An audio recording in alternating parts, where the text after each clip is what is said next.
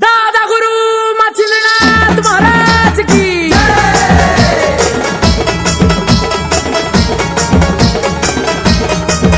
गर्भगिरीच्या डोंगरात बसले मच्छिंद्रनाथ,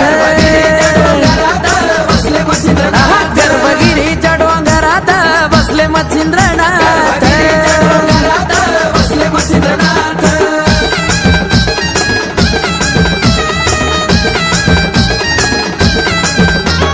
झोळी चिमटा घेऊन हातात बसले मच्छिंद्रनाथ,